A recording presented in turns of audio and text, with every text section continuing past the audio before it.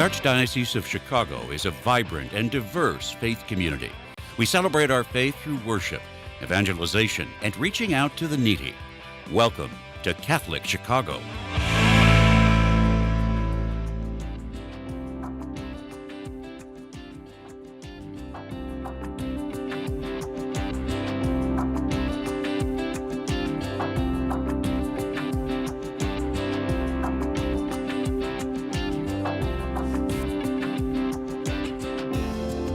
Everybody, this is Bob Gilligan of the Catholic Conference of Illinois, and thanks for listening to or watching our program here today.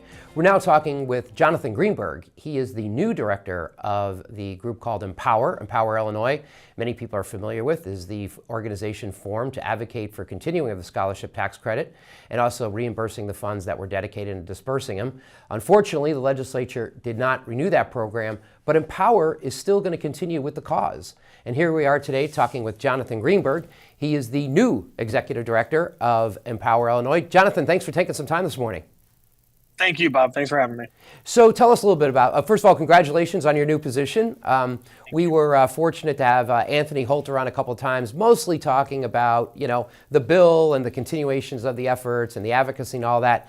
Unfortunately, that was not successful. Let's say that chapter is over, but the book is still continuing. There's more to go. Tell us a little bit about what you see Empower doing over the next couple months, years ahead, as the school choice movement is still alive and strong, but we just need to get a little bit stronger, I think, is where you're coming from. Tell us about what you're hoping to do. Yeah, the school choice movement absolutely is strong. In other states, we've got universal school choice being passed. Illinois is lagging behind and will continue to lag behind until we build a movement for universal school choice so that every kid has opportunities to go to the best school for them to maximize their own opportunities. And that's what we're going to push for. So much of this requires building a political culture in Illinois that we don't currently have. And that means investing in a movement and investing in a coalition that can do that. I always remind people, I come from the civic education world. I always remind people that the Patriot cause in 1776 was not a majority of Americans. Historians estimate it was probably around 30-something% of Americans supported the Patriot cause. You don't need overwhelming majorities to do these things. You need a committed group of people who are willing to fight for it. I think we already have that in Illinois. We just need to organize them. We need to organize them and empower them and raise up political leadership, raise up movement leadership. All of that takes time and investment and energy. But it's completely doable. And look, I really believe this is going to end up happening everywhere. The future of schooling is universal school choices, providing opportunities for kids to go wherever best maximizes their potential. It's just a question of how long it's going to take in different states and how many kids are going to suffer in the meantime while we get our act together. Yeah, suffering in the meantime is the operative phrase there. You're right, unfortunately, because we did have this. And, every state that has enacted school choice goes down a different path. Ours was very interesting. And I think in time, when those that write the chapters about the history of school choice will look at Illinois, what happened in 2017 and through last year, and look at it as a really interesting case study, because maybe it was kind of putting the cart before the horse a little bit, whereas the political stars sort of aligned back in 2017 in a rather unorthodox manner, I'll just say, and yet the legislation did pass. And it was interesting that the school choice movement, albeit it did a good job of getting parents involved and that kind of thing, but it just wasn't enough. And I think what you're saying is that we do have, it seems like we have a bit of the grassroots. We just, and probably, I think if I'm reading what you're saying correctly, probably a higher percentage than those Revolutionary War figures had back in the 1700s. I would say it's above 30%, because public opinion polling shows widespread support for school choice. But we just didn't succeed in the political realm. And unfortunately, in today's day and age, probably you got to do both. Yeah, I think that there are two realities that we ran up against. The first is we didn't build a sustained and sustainable movement for school choice. We passed a good piece of legislation that put a good program in place, but it included a sunset clause. And then we weren't prepared to sustain the fight not only to advance from the beachhead inland, which is what we should have been doing, but even to sustain the program. We didn't build that movement that could have built on that success. So that's really the first thing. The second thing is, look, there are plenty of organizations and individuals who support different kinds of school choice, but we're all siloed. One of the things that we need to do is get charter schools and private schools and parochial schools all singing out of the same hymnal, if you'll forgive the phrase. Everybody needs to get on the same page. That doesn't mean that we're all going to support the same eventual policy solutions, but building a culture for school choice is going to require getting everybody out of those silos and working together. And, this is something that we haven't been particularly good at in the school choice movement anywhere, let alone in Illinois. Right. It's interesting we're talking about state by state, which is very important.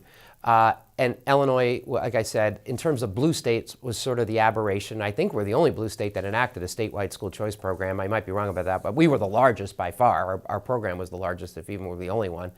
So we don't have that anymore. It seems to me that the movement in school choice is most successful in what you term red states, more Republican states. They seem to be a little bit more open to this than, the Illinois, the New Yorks, the New Jerseys, the Californias, where it's really tough for those guys to get started. Do you see any movement in the school choice arena towards the national level? Or are we just going to be doing all 50 states here before, or is it going to be more of a national effort, or we're going to just dovetail both of them? Yeah, we're going to end up, California, New York, and Illinois are going to end up last. That's certainly possible if we don't build the movement I'm talking about. I think that so first of all, I do think that most of the national organizations have given up on blue states. Mm-hmm. And one of the things that we're going to try to prove in Illinois, we're not just going to build something for Illinois, we're going to build a model that's replicable in other blue states, because I don't think this is a partisan issue. I think there are reasons why red states have an easier time of passing it, but I don't think it's a partisan issue. My assumption, we're doing polling right now on the issue. My assumption is it's going to be 65% in favor of school choice. But that's not going to tell us the whole story. We need to know who those people are. We need to know the heat map, how important they rank the issue. If it's not in your top 5, then you're not voting on the issue. You may say, yeah, I generally support school choice, but it's not something that you vote on. We need to know who those people are, who we can help bump it up into their top 5. That's all going to require information about who it is that we have already supporting the cause in Illinois. But I don't think there's any reason that this can't work in a blue state. I think there are reasons it hasn't so far, and almost all of those have to do with our ability to organize ourselves. So that's Empower's role now. I think that we're going to take the goodwill that we've earned from helping families put kids in schools and get kids out of bad schools. And we're going to use that to call people together and organize people. And I wouldn't say air traffic control, but maybe air traffic suggest. Mm-hmm. Sure. Talk a little bit about school choice, because that's sort of talking about world peace. It's such a vague term. And we had in Illinois a tax credit scholarship program that reimbursed for tuition. It was tuition at a non-public school that had to be recognized and registered and that kind of thing. And it was a good program. I'm not being critical of it. But when some people talk about school choice, they're not talking about that. They're talking about things that are different. And I still maintain that the reason our proposal didn't pass did not have to do with the policy. It was the politics. And I'm going to try to, I'm a little contradicting myself here. I want to talk a little bit about policy, though. Maybe there are other policies that are more palatable to some of the people who couldn't quite go so far as we were. And what I'm talking about that is and I know this is a loaded term in some states, but ESAs can mean different things to different people. So when you're talking about state-funded tuition assistance, that's one thing. When you're talking about state-funded tutoring or supplies, or what is out there that could help me educate my child, I think you're kind of talking a bigger basket of things that might be more acceptable to more people. So the people who are our opponents on this issue are not okay with any of it. Correct. And I think that's one of the things that we need to accept, is that we're never going to get those opponents on our side. We have to beat them politically. We have to out-organize them, and then we have to beat them politically. So I think that's the first thing. I don't think there is a palatable solution on which we can agree with people who just vehemently oppose school choice, who are committed absolutely to only having public schools available, and who suggest that the kids in poor neighborhoods who are in bad public schools now should just suffer in those schools until the adults get their act together and improve those public schools, systemic issues notwithstanding. So that's the first thing. But to your point, there's one of the things that we will eventually do, and we have to build a movement first, and I want everybody to join us in this fight, and we'll decide on what a policy agenda looks like eventually. Sure.